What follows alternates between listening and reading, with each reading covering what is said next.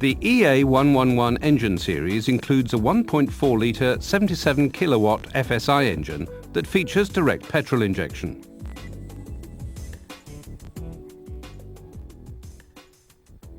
Injecting the fuel directly into the cylinder reduces fuel consumption by as much as 15%. In addition to direct injection, the engine automatically switches between two operating modes: homogeneous and FSI. FSI means fuel stratified injection. When operating in FSI mode, stratified combustion takes place, which reduces emissions and fuel consumption even further.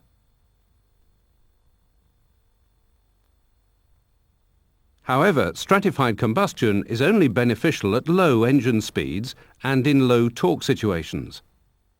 Therefore, outside these conditions, the engine automatically switches its combustion process to the traditional homogeneous method.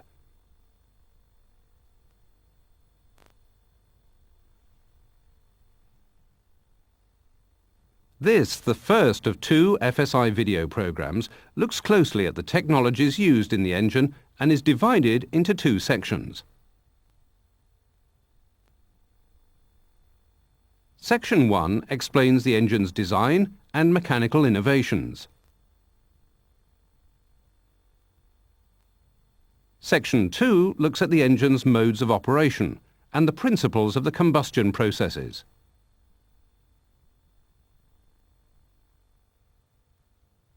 Video 2 covers the engine management and emission systems and looks at some of the diagnostic features of the FSI engine. Additional information can also be found in self-study programs numbers 252 and 253.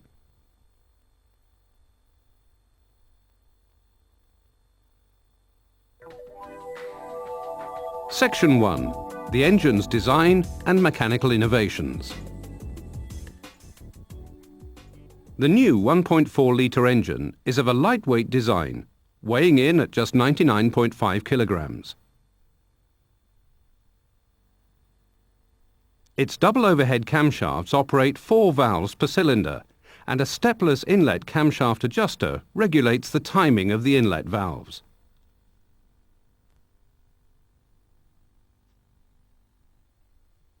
The engine also incorporates an electronically controlled water-heated throttle valve unit, the latest electronically controlled exhaust gas recirculation system, and an electronically controlled cooling system.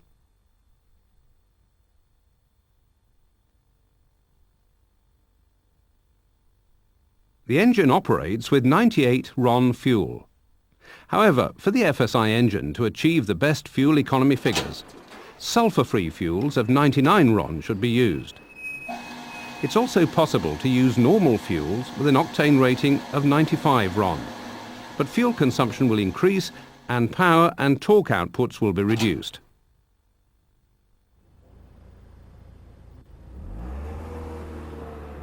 The Lupo FSI meets the European Union 4 exhaust emission standard and has an MVEG norm fuel consumption figure of just 4.9 litres per fuel per 100 kilometres.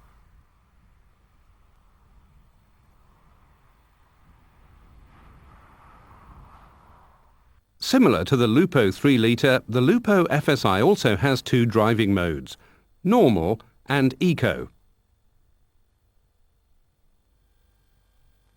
When operating in normal mode, the engine develops 77 kilowatts of power and 130 newton meters of torque. But when in eco mode, the engine's speed is limited to 4,000 RPM, and its fueling at full throttle is reduced slightly.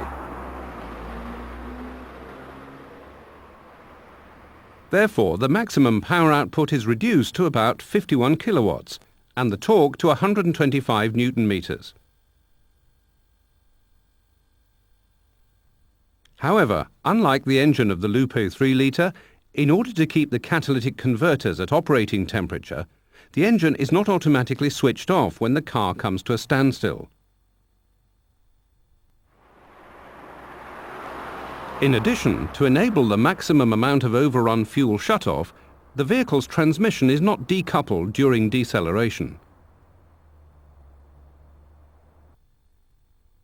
The engine stroke is 75.6 and its bore is 76.5 millimeters, which makes the bore-to-stroke ratio 0.988, with a compression ratio of 11.5 to 1.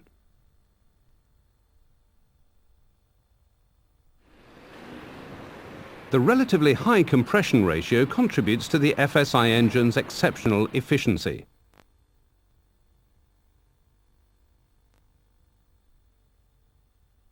Another unique feature of the engine is its inlet manifold, which is constructed from two die-cast aluminium sections.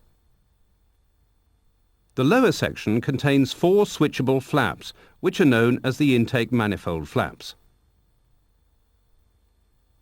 The upper or outer section contains an integral vacuum reservoir.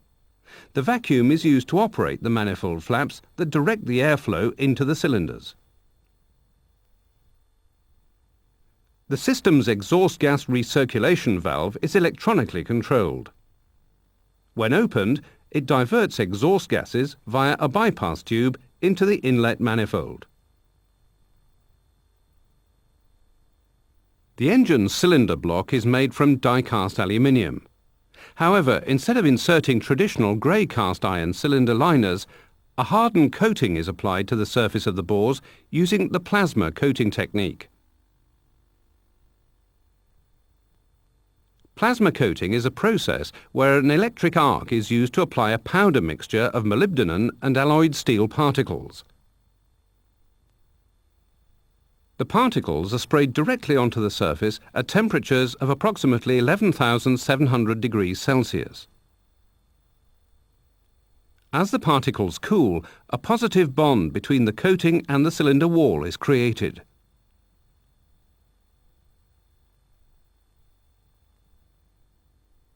The plasma coating is only 0.085 millimeters thick, which saves weight and allows the coating to expand with heat at the same rate as the aluminium block. As a result, the possibility of an air gap developing between the two materials is avoided and excellent heat transfer is achieved.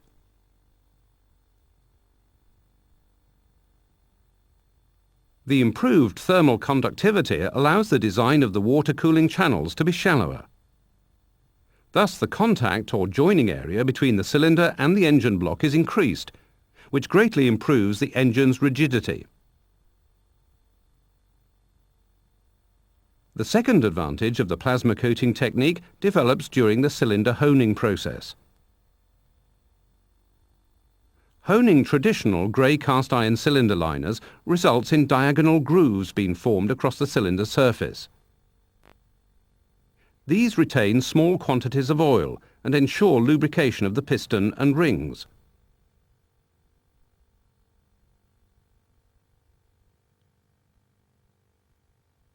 However, when honing plasma-coated cylinders, small depressions naturally appear on the cylinder's surface. The depressions are a great advantage because as the piston rings move across them, oil becomes trapped and pressurized.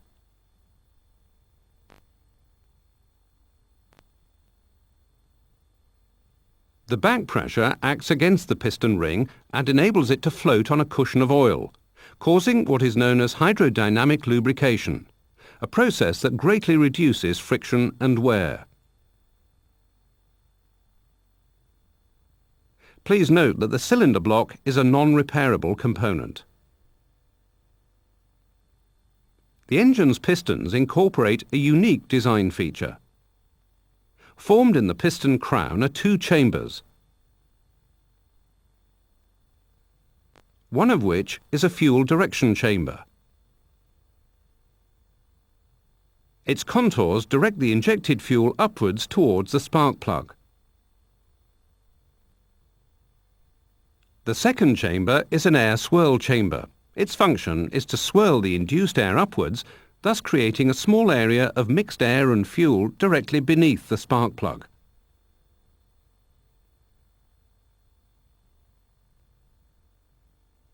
A feature that's been carried over from the 92 kilowatt four-cylinder engine of the 2000 model year Polo is the stepless regulation of the inlet camshaft timing.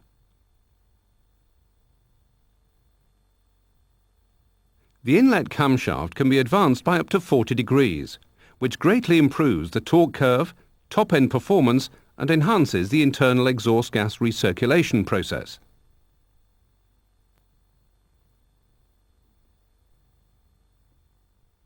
The regulation is achieved using a timing adjuster, a device that's fitted directly to the inlet camshaft's drive sprocket.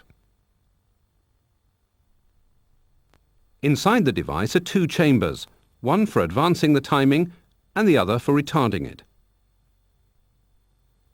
To advance the timing, engine oil is supplied to the advancing chamber, which forces back the internal piston, thereby compressing the main spring.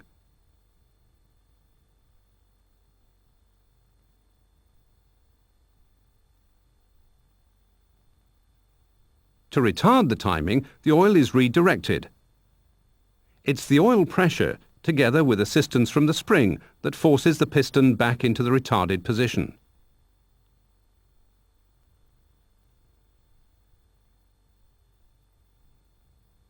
Incidentally, when there's no oil pressure, the tension of the spring forces the device into its normal or basic position. So let's now look at how the linear movement of the piston is converted into a rotational adjustment of the camshaft. As the piston moves back and forth, it rotates, via helical gears, the camshaft in relation to its drive belt sprocket. The turning of the camshaft, which is made possible by the helical gear, adjusts the timing of the inlet valves. The solenoid valve that controls the amount of oil supplied to each chamber is controlled by the engine management control unit using a duty cycle pulse. As mentioned earlier, the camshaft adjuster has been used before on previous engines. However, what is new is a special alignment tool. The new tool should always be used when refitting the camshaft adjuster to the camshaft. This is how it's done. First, the camshaft adjuster is secured by its centre bolt, which at this stage is only finger tightened to allow rotation between the unit and the camshaft.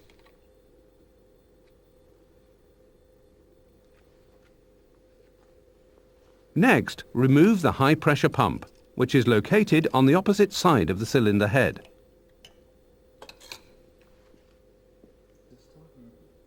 Now carefully fit the alignment tool, making sure that its locking pin and groove align with the hole and lugs of the camshaft.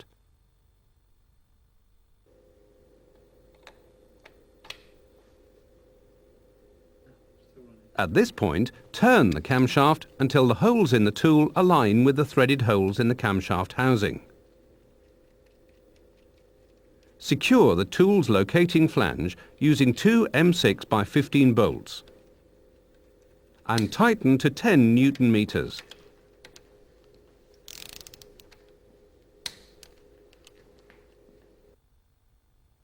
From the opposite side of the engine, turn the camshaft adjuster to align its location hole with the hole in the camshaft housing.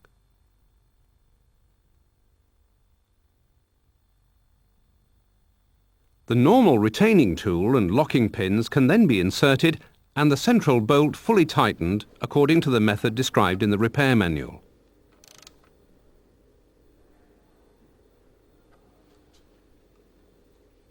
Now let's look at the points to consider when refitting the inlet manifold. As mentioned earlier, it's made from two sections. The lower section contains 4 manifold flaps. Care must be taken when refitting the lower section to the cylinder head not to trap the manifold flaps. It's a good idea to open the flaps slightly as you push the lower section onto the injector seals. However, be careful, because if the flaps are opened too wide, they'll locate incorrectly and go into the upper inlet port channels instead. The flaps must locate into the lower channels, and when located correctly, they should open and close freely. The engine's efficiency is improved further by the use of mapped or electronically controlled cooling. The problem with previous cooling systems is they're designed to keep the coolant at temperatures of around 85 to 90 degrees Celsius, which is ideal for when the engine is under load. However, when the engine is off load, the ideal coolant temperature for maximum engine efficiency is between 105 to 110 degrees Celsius. With mapped cooling, the ECU monitors both the engine coolant and the radiator outlet temperatures. In response, it adjusts an electronically operated thermostat by regulating its supply current. Adjusting the thermostat regulates the amount of coolant flowing through the radiator to achieve the optimum coolant temperature at all engine loads. A final note in this section is that when working on an engine that's been removed from the vehicle, always use the special engine-to-engine stand securing bracket, together with the adapter arm. Now please stop the tape and answer the questions in the exercise book.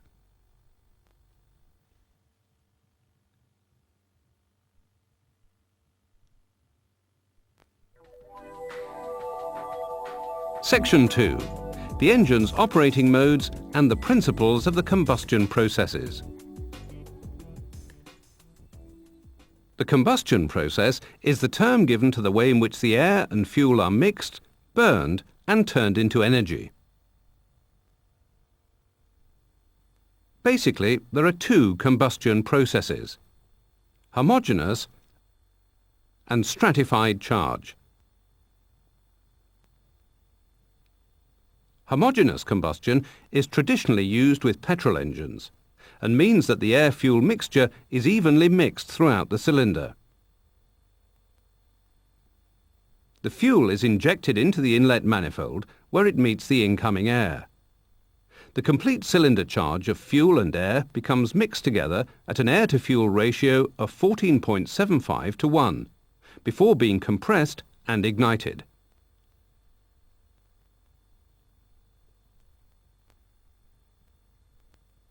Stratified charge combustion is normally used with diesel engines, where the fuel is injected into a chamber that's already partially charged with swirling air. As the fuel is injected, it immediately ignites, causing it to instantly mix and burn. The fuel burns at combustible ratios only in the centre of the cylinder. The outside areas of the cylinder remain charged with pure air, which acts as an insulation between the burning fuel and the cylinder walls.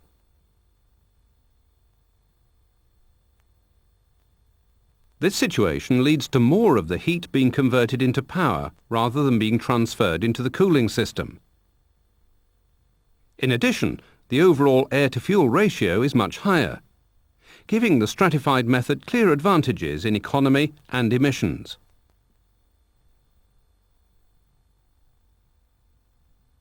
However, using the stratified method alone in petrol engines is not really possible. This is because a richer mixture is required with increasing engine load, and combustion stability deteriorates at high engine speeds. Nevertheless, the emission and economy advantages of stratified combustion when operating off-load and at lower engine speeds are excellent. Therefore, designing an engine that can operate using both methods of combustion significantly improves emissions and fuel economy. So let's see how it's been achieved. the design of the engine's combustion chamber is unique. The injector is positioned just under the inlet valve and injects fuel direct into the cylinder, thereby allowing the engine to operate using both combustion processes. The piston crown has two recesses. The larger of the two swirls and directs the fuel to the spark plug. Likewise, the other recess is used to swirl and direct the air towards the spark plug, where it meets and mixes with the fuel. As a result, an ignitable mixture is formed in the area of the spark plug. The air enters the inlet manifold by first passing through the electronic throttle valve. The lower section of the inlet manifold contains the four manifold flaps, and in the cylinder head's inlet ports are steel plates. The steel plates divide the port into an upper and a lower channel. When the flaps are actuated, the lower channel is completely closed. Now, starting with stratified mode, let's see how the combustion processes are achieved. When operating in stratified mode, the electronic throttle valve is opened sufficiently wide to prevent the airflow from being restricted, and thus reduce throttle losses. At the same time, the manifold flaps are positioned to shut off the lower channel. This action causes the incoming air to flow mainly over the upper edge of the inlet valve, which causes a pronounced tumble or swirling movement within the induced air. As the piston starts to move upward on its compression stroke, the tumbling air movement is intensified by the air swirl recess within the piston. Then, as the piston reaches the last third of its compression stroke, the fuel is injected.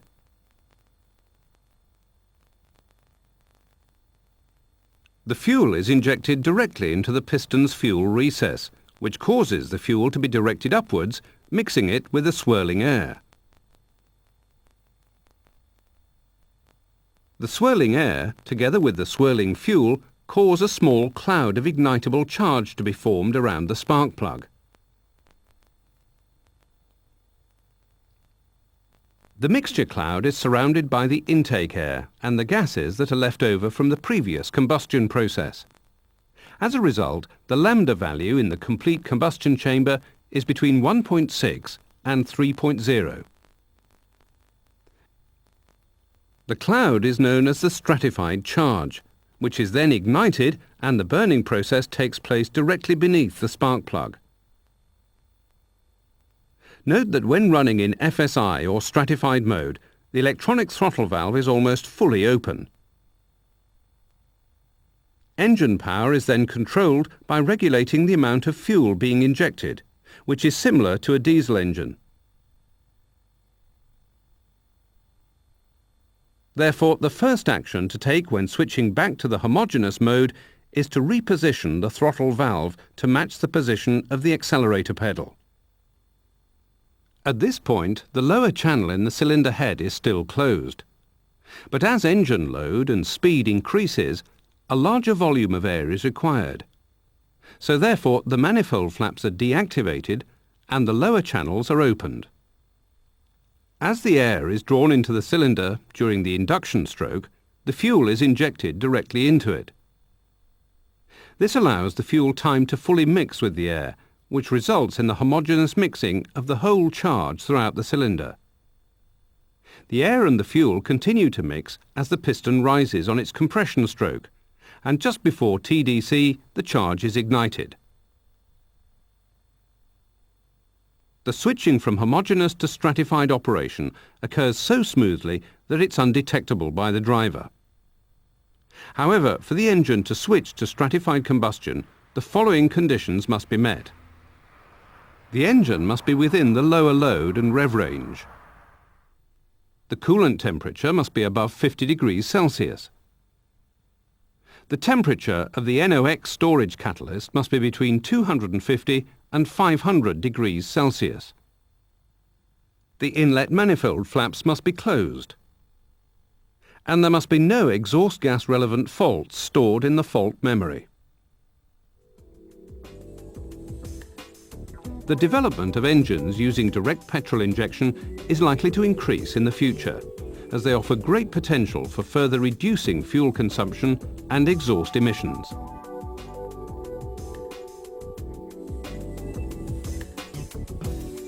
Now please stop the tape and answer the questions in the exercise book.